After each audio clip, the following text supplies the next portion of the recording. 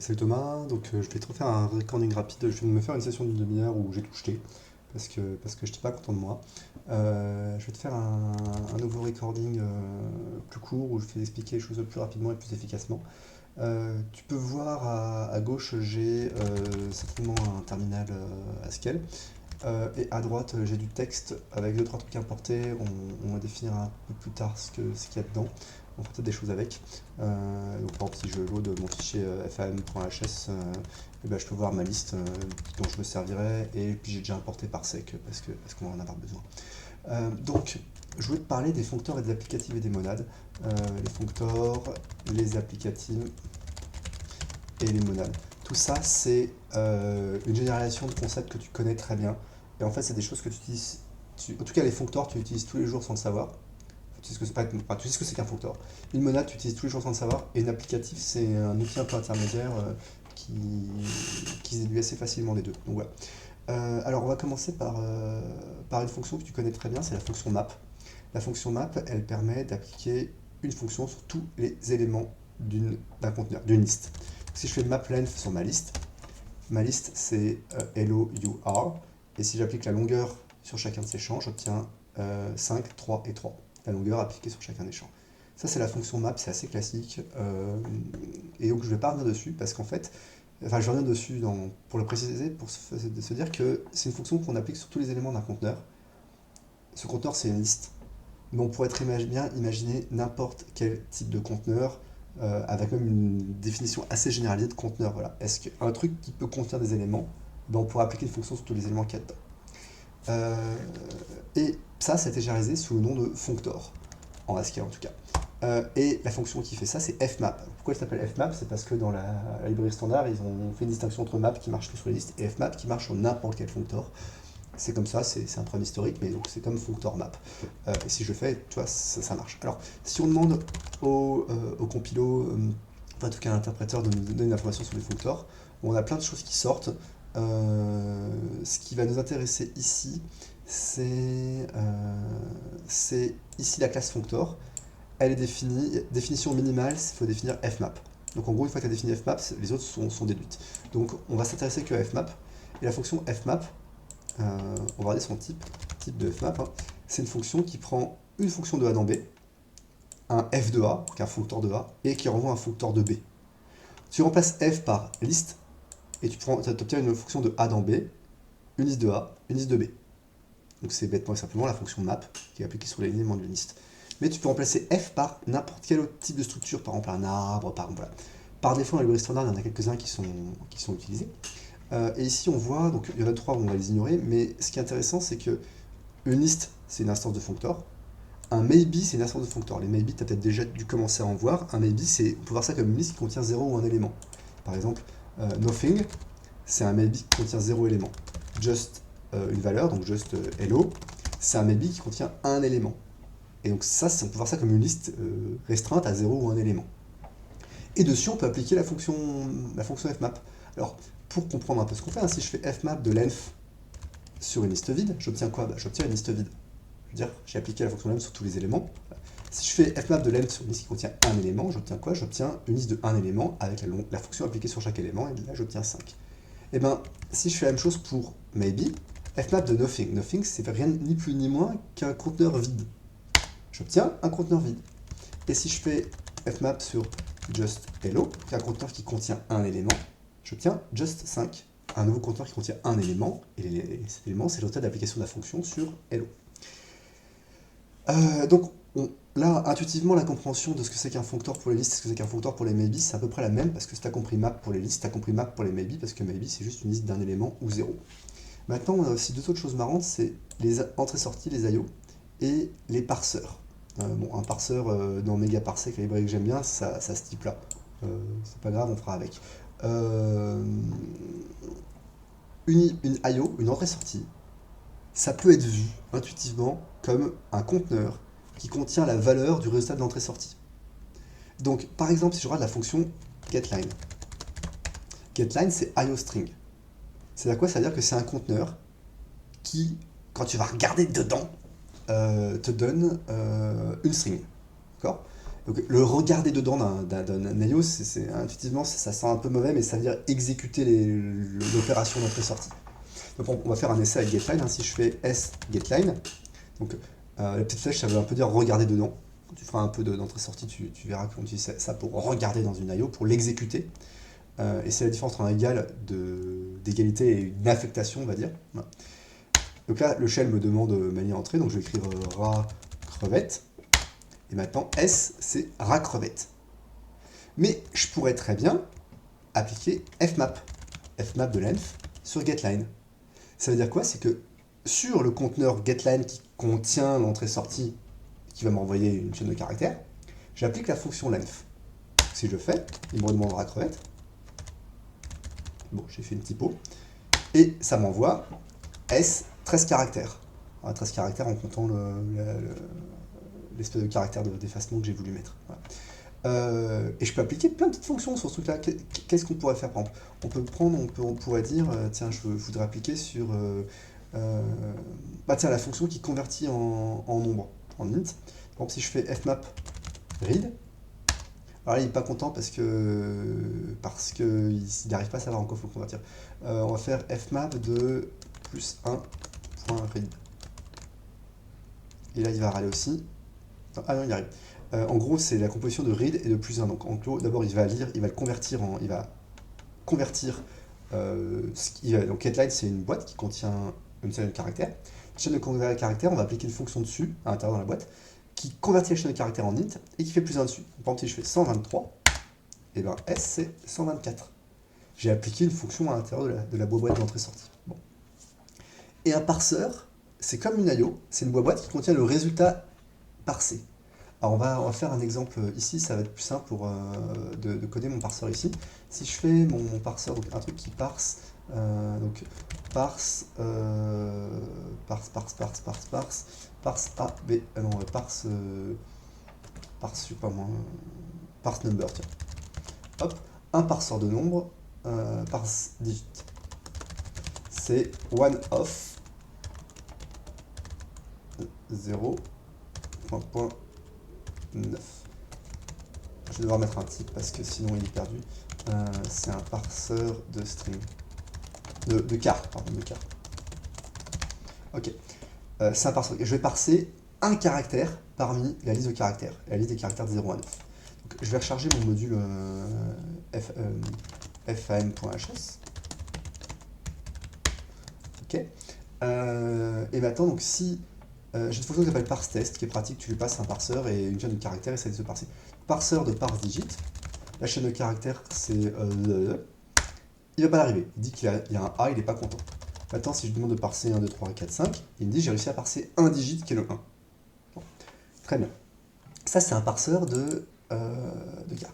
Si je veux faire un parseur d'entier, parse number, bah quoi c'est many parse digit. Plusieurs fois par digit. Et ça, son type, bah, c'est un parseur de quoi? De string. Parce que en gros, many, ça parse une liste de chars, et une liste de chars, c'est une string. On va l'écrire plus explicitement. Parseur de liste de chars. Donc, encore une fois, je peux retester ça. Parse-test de parse digit, de parse number. Number de 123. Hop. J'obtiens quoi? J'obtiens ça. Et si je m'arrête là, tu vois, il s'arrête dès qu'il n'arrive plus à parser. Ok. Mais un parseur, c'est bêtement et simplement un conteneur de quelque chose. Donc, je peux appliquer fmap dessus. Donc, on va commencer, on va appliquer fmap. Si je fais ça, parse number, et que j'applique bêtement et simplement la longueur, tiens. Encore une fois, la longueur, c'est un bon exemple. J'obtiens un parseur qui parse des int. On va l'écrire, hein. Parse length of number est égal fmap length de parse number. Le type de parse length of number, c'est quoi? Alors tout dit ça c'est le type d'un parseur, c'est illisible. Parseur, c'est un alias. Hein. Si je fais info parseur, voilà, c'est un parseur d'extro. Bon, c'est un alias, tout dit ça, c'est un alias immonde. De int. Donc j'ai appliqué ma fonction length dans mon parseur number et j'obtiens un parseur de int. Donc c'est là où map est intéressant, c'est que tu peux t'en servir pour faire un peu, appliquer des fonctions dans une boîte. Et une boîte, ça peut autant être une liste, un maybe, une IO, un parseur, un arbre, plein de choses. Il y a plein de choses qui sont des boîtes en fait. Un générateur de nombre aléatoire, c'est quoi? C'est une boîte qui contient le nombre aléatoire qui sera généré. Donc par exemple, tu veux faire une fonction qui génère, qui échantillonne quelque chose, c'est une transformation que tu appliques à l'intérieur de ton générateur de nombre aléatoire. Ça te donne un nouveau générateur, ça permet de combiner de façon très, très intuitive plein de choses. Et alors, une petite subtilité, c'est qu'il existe une fonction, la fonction que tu as déjà dû voir plein de fois, mais sans te demander ce que c'était. En te demandant ce que c'était, c'est la fonction chevron $chevron. Ça, c'est bêtement une version infixe de fmap. Si je fais plus 3 sur une liste de 1 à 10, c'est littéralement la même chose que si je faisais fmap de plus 3 sur une liste de 1 à 10, qui est littéralement la même chose que si je faisais map de plus 3 sur une liste de 1 à 10. C'est vraiment la version juste infixe. Tu mets l'opérateur au milieu. En fonction de tes besoins et de ton envie et de ta lecture, l'un ou l'autre est plus pratique. Voilà, c'est tout. Mais c'est la même chose. Donc quand tu vois chevron $chevron, tu te dis ça c'est un map. C'est un map générique, mais c'est un map. Ok? Donc là on a vu à peu près ce que c'est que le functor. Le functor c'est bêtement et simplement un map. Map généralisé. Alors, l'applicative. L'applicative, si on regarde, on va faire ça. Si on fait info functor, on voit que donc il y avait une fonction fmap et tout un tas de cochonneries. Si je fais info applicative, on voit qu'il y a la classe applicative qui est, donc ça veut dire que c'est une sous-classe de functor. En gros, ça veut dire que pour être une applicative, il faut être un functor. Ça c'est intéressant. C'est-à-dire qu'une liste, voilà, on retrouve de façon assez amusante dans la liste des applicatifs tous les machins qu'on connaissait en tant que functor, quasiment. Et là, c'est les différentes opérations, on s'en fout, ce qui nous intéresse, c'est quelles sont les opérations minimales, c'est pur, et c'est chevron, étoile, chevron. Donc, pour faire une applicative, il faut définir pur et chevron, étoile, chevron. Alors d'abord, on va regarder le type de pur. Le type de pur, ça prend un A, et ça renvoie une applicative de A. Dommage que j'appelle F, j'aurais bien appelé A, mais bon, admettons. Alors, on remplace ça par des choses qu'on connaît, par une liste. Ça prend une liste et int. Ça prend un entier, ça renvoie une liste d'entier. Ah, qu'est-ce qui pourrait prendre un entier et renvoyer une liste d'entier? C'est la fonction qui crée une liste avec un élément. On remplace liste par des maybe. Par maybe int. Ça a créé un maybe qui contient un élément. Et si on remplace ça par un parseur d'int, marche pas. Tiens, oui, ici, on va faire parse test. Pur 1 qui est un parseur de string, parseur d'int. Quelle que soit la chaîne de caractères, ça va arriver à parser, ça va renvoyer 1. En gros, c'est un espèce de parseur constant, il n'a pas besoin de parser, il renvoie 1. D'accord? Alors, on s'en sert rarement avec des constantes, par contre, on s'en sert pour mettre des choses dans un parseur. Tu as parsé un truc, tu peux t'en servir. On verra ça plus tard. Ça, c'est pur, ça sert juste à mettre dans le conteneur. Maintenant, il y a la deuxième fonction, qui est la fonction chevron, étoile, chevron. Celle-ci, là, comme ça, elle fait peur. On va la comparer à celle qu'on connaît avant, à map. Comparons-la à map. Alors déjà, elle dit quoi? Elle dit que, pour map, elle dit quoi? Elle dit que f a besoin d'être un functor. Applicative, elle dit quoi? Elle dit f a besoin d'être une applicative. Bon, ok. Maintenant, map, elle prend une fonction de A dans B, un functor de A, et elle renvoie un functor de B. Remplaçons encore ça une fois functor par liste. Elle prend une fonction de A dans B, une liste de A, et elle renvoie une liste de B. Classique, c'est la fonction map. Applicative. Elle prend une applicative d'une fonction de A dans B, une applicative de A et une applicative de B. Elle renvoie une applicative de B. Remplaçons ça encore une fois par une liste. Ça donne une liste de A dans B, une liste de A et une liste de B. Alors, c'est pas très clair. Qu'est-ce que ça... Enfin, on prend une fonction, une liste qui contient déjà une fonction. Ah, on va essayer de voir ce que ça fait.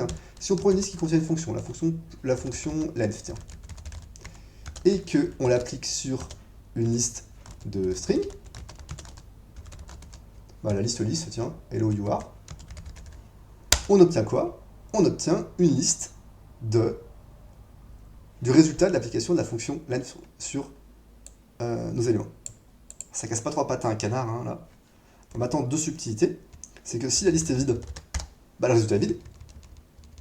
Si la liste contient plusieurs fonctions, Oui, forcément, reverse, ça ne marche pas. Avec quoi d'autre comme fonction? On peut faire negat.length. C'est longueur négatée. Donc on obtient une liste qui contient les longueurs et les longueurs négatées. Voilà. Ça casse pas trois pattes à un canard, ça permet juste d'appliquer, en tout cas pour la liste, plusieurs fonctions à l'intérieur de tous les éléments de la liste. Maintenant, ça marche aussi pour d'autres types de conteneurs. Par exemple, si tu as un maybe qui contient une fonction, et que tu l'appliques à un maybe qui contient une chaîne de caractères, tu obtiendras l'application intérieure. Et de la même manière que pour la liste, si l'un des deux de tes maybe est vide, ou que c'est l'autre, tu obtiendras un truc vide. Dans les deux cas, dans ce cas-là, ça veut dire j'applique la fonction qui est dans le conteneur aux éléments de l'autre conteneur. Il n'y a pas de fonction dans le conteneur, donc j'applique rien. Et là, ça veut dire j'applique la fonction qui est dans le conteneur aux éléments de l'autre conteneur, mais il n'y a pas d'élément dans le conteneur, donc à la fin, j'obtiens un conteneur vide. Ça, c'est juste ça l'idée. Ça, c'est applicative. Alors applicative, comme ça, là, tu te dis, mais dans quel cas j'ai des fonctions dans un conteneur? Pareil, on peut imaginer, on va généraliser, mais un parseur, pourquoi tu aurais parsé une fonction? Pourquoi tu aurais une fonction dans un parseur? Ou on va continuer un petit peu, on va s'intéresser à une entrée-sortie. Pourquoi tu aurais parsé une entrée-sortie? Enfin non, pourquoi tu aurais une fonction dans une entrée-sortie? Bon, parce qu'en fait, rappelle-toi qu'on a l'application partielle. Donc si je prends par exemple une fonction, la fonction plus, elle prend deux arguments, A et B. On va faire plus 5 et 10. Elle prend deux arguments. Maintenant, imagine que ces deux arguments sont eux-mêmes dans un conteneur. Plus dans une liste. Plus 5 et plus 10 qui sont dans une liste. On ne peut pas l'appliquer comme ça. On ne peut pas faire 5 plus 5 appliqué à plus appliqué à 5 et plus 10. Par contre, on peut appliquer plus à l'intérieur du conteneur, avec la fonction map. Et là, si on regarde, qu'est-ce qu'on a là? On va avoir une fonction, on va obtenir une liste qui contient une fonction appliquée partiellement. Et cette fonction appliquée partiellement, elle attend un autre nombre pour donner son résultat. Et donc là, on a une fonction qui est dans un conteneur. On a une liste qui contient un élément qui est la fonction. Et bien, si ça, on l'applique grâce à la fonction étoile à une autre liste, on obtient ce qu'on veut. Ce qu'on voulait. Alors, pour des listes, c'est pareil, c'est marrant, ça donne des bons exemples, mais c'est pas très intuitif. 1, 2, 3, 4, 5, 6. Là, ça va faire quoi? Ça va créer la fonction plus 1, plus 2, plus 3, chaque élément du conteneur. On va maintenant avoir une liste qui contiendra la fonction plus 1, plus 2, plus 3. Et ces fonctions-là, on va les appliquer sur tous les éléments de la liste 4, 5, 6. Donc on obtient 1 plus 4, 2 plus 5, 1 plus 4, 1 plus 5, 1 plus 6, 2 plus 4, 2 plus 5, 2 plus 6, 3 plus 4, 3 plus 5, 3 plus 6. Bon. Pour les listes, c'est bizarre. Souvent, on dit que les listes, ça représente l'indéterminisme. En gros, on a un ensemble de valeurs indéterminées, un autre ensemble de valeurs indéterminées, et on obtient le plus entre toutes ces valeurs indéterminées. Voilà. C'est assez sympa pour faire des produits cartésiens. Voilà. Tu fais par exemple le tuple, ça c'est le constructeur de tuple. Hein. Tu fais tuple 1, 2, tu obtiens un tuple 1, 2. Cette fonction-là, tu peux aussi l'appliquer sur ta liste, on obtient la liste de tous les tuples. C'est assez sympa pour faire des produits. Bon. Mais là, c'est comme ça du code golf. Dans le cas d'un maybe, ça donne quoi? Eh bien, si je fais plus entre just 1 et just 5, j'obtiens just 6. En gros, il fait quoi? Il applique le plus dans just 1, donc on obtient la fonction préappliquée plus 1, et il l'applique à l'intérieur du just 5, on obtient une fonction complètement appliquée qui contient 1 plus 5. Et ça, là où ça devient amusant, c'est que si tu as l'un des deux qui est un nothing, ou l'autre,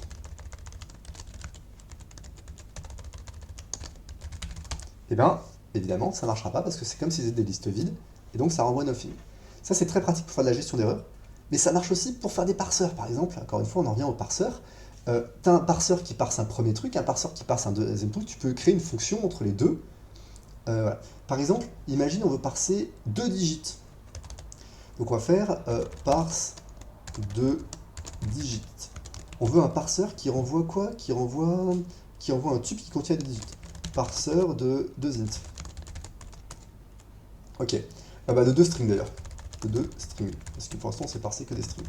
Qui sont des listes de quart. De 2 listes de quart. Parse de digit. Parse de digit est égal.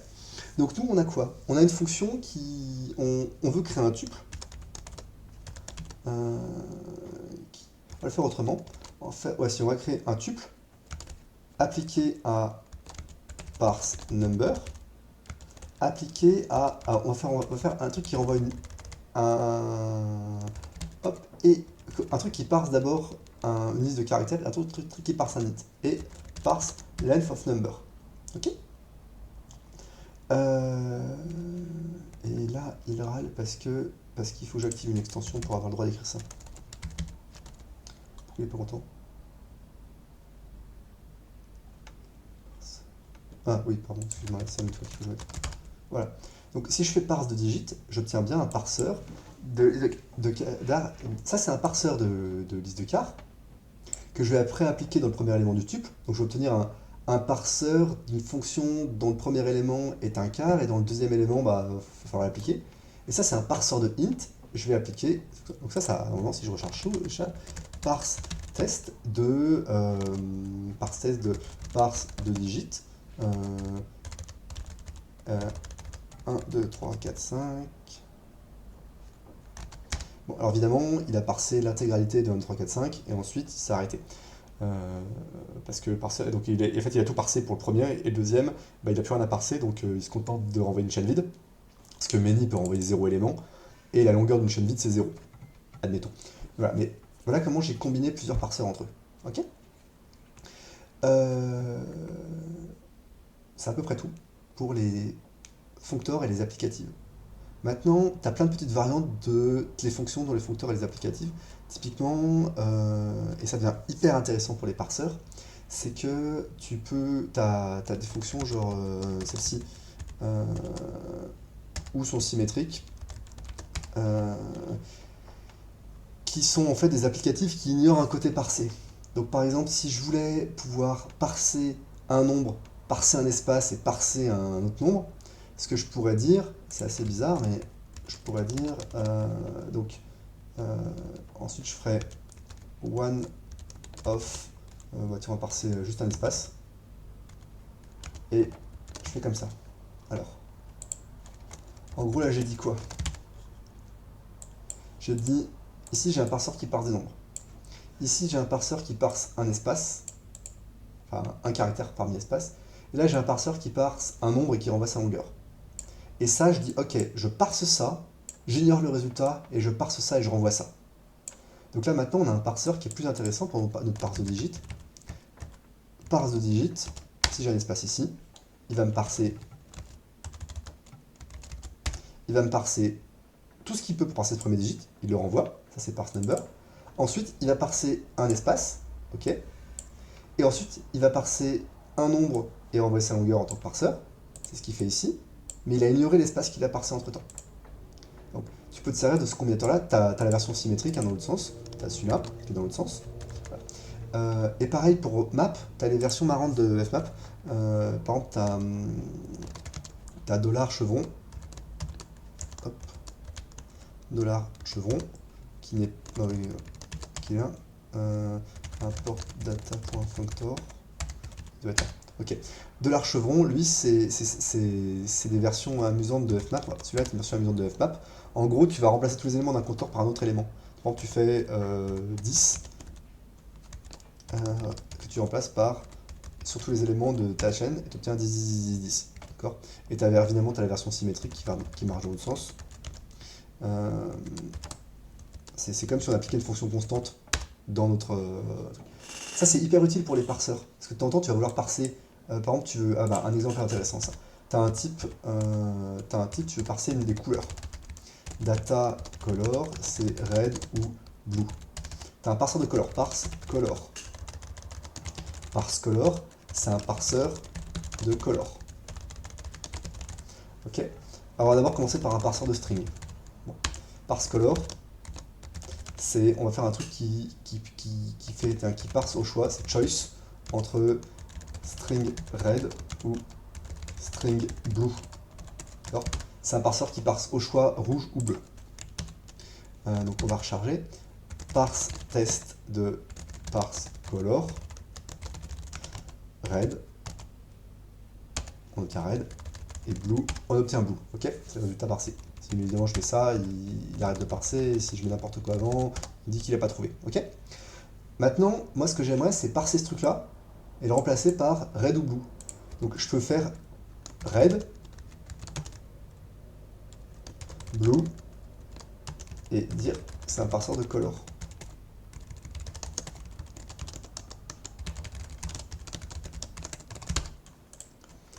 Hop là. Si je parse blue, j'obtiens bien mon objet donc, est red. Voilà.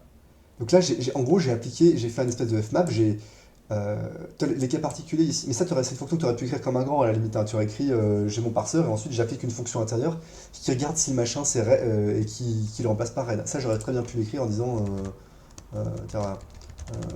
to red et to red, to red, to red, c'est une fonction qui ignore ce qui est intérieur et qui renvoie red.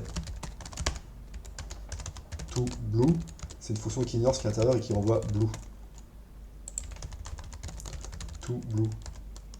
En gros, j'applique la fonction toBlue à l'intérieur du parseur, j'ignore ce qu'il y a dedans et je l'envoie. Mais c'est plus compact d'écrire ça, du moment où tu as compris ce que faisaient ces opérateurs-là. Pareil pour celui-là, c'est un machin, ça parse le premier, ça parse le deuxième. On est en train de même faire un machin qui parse le premier, qui parse le deuxième, qui les combine ensemble en ignorant le premier. Bon. Donc là, on a vu à peu près, on a vu les opérateurs, donc on a vu functor, c'est fmap, c'est aussi ça qui veut dire la même chose, c'est aussi ça, et c'est aussi ça. Ça, c'est hyper utile pour des parseurs parce que ça permet justement de modifier le contenu d'un parseur. On a vu les applicatives, c'est encore un peu plus généralisé, c'est celui-là, celui-là, et celui-là. Bon. Et alors maintenant, il y a les monades. Les monades, on va pas forcément rentrer dedans, ça fait 26 minutes que je parle, c'est beaucoup trop long, et tu n'en as pas forcément besoin tout de suite. Maintenant, la seule chose qu'on va voir, c'est que tout ça, on peut l'écrire avec une syntaxe un peu différente, parce que là, ça commence à devenir un peu casse-bonbon. Là, ça devient un peu le truc. On va écrire la fonction parse de digits différemment, avec une syntaxe qui s'appelle la do notation. Dès que tu mets do, tu as le droit de faire d'autres choses. On peut parser un premier number. Premier number, parse number. Ok. One of. Là, je parse un autre truc. Second number, parse length of number. Donc, je vais les appeler par de digit prime ici. Ok. Et maintenant, qu'est-ce que je renvoie? Bah, j'aimerais bien renvoyer mon fameux tuple qui contient premier number, second number. Mais je ne peux pas renvoyer ça. Il faut que je le mette dans le parseur, d'où la fonction pure. Voilà. Voilà, il râle parce que j'ai pas ignoré les résultats. Voilà. Et donc là, bah, je l'ai écrit un peu différemment. En gros, c'est une syntaxe qui te permet de récupérer le contenu directement, explicitement. Là, en fait, il sort le contenu de premier number, il sort le contenu du parseur, il parse premier number, il sort le contenu, tu peux le traiter. Là, il fait un one-off, il sort le contenu, tu peux le traiter. Là, pareil, hop, et une fois que tu as fini de traiter, tu repacks tout dans un parseur avec pure. C'est une façon différente de l'écrire. Et en fait, d'où implicitement, c'est des monades. Mais il se trouve que les monades, c'est une surcouche d'applicatif, donc tout ce qu'on fait là, ça reste de l'applicatif. Voilà. Très souvent, tu n'auras besoin que de functors et applicatifs quand tu écris des parseurs. Pareil, quand tu écris des maybe, tu n'auras besoin que de functors et d'applicatifs. Les monades, ça vient à partir du moment où tu as besoin du résultat de la valeur précédente pour en déduire la future valeur. C'est-à-dire que tu as besoin de savoir ce qu'il y a dedans. Si par exemple ici je faisais un cas différent, je faisais if quelque chose sur un prédicat sur premier number, then, alors je fais un traitement ou je fais un autre traitement, tu vois, genre then ça ou else ça, bon, avec un autre n'importe comment. Là, il y a une dépendance, et là, c'est là que les monades apparaissent. On verra ça plus tard. Mais à partir du moment déjà où tu as compris ces opérateurs-là, que c'est juste du map, et ces opérateurs-là, que c'est juste du map un peu plus généralisé, tu as tout compris. Voilà, je m'arrête là, parce que ça fait déjà une demi-heure que je papote, tu regardes peut-être pas tout ça. Si tu regardes que ça te plaît, c'est cool. Si tu regardes que ça te plaît pas, j'attends tes remarques. J'espère que si tu le regardes pas, bah, c'est pas grave. En même temps, tu n'auras pas ce message, donc c'est pas grave. J'espère que ça t'a intéressé. Voilà, et puis voilà, à plus.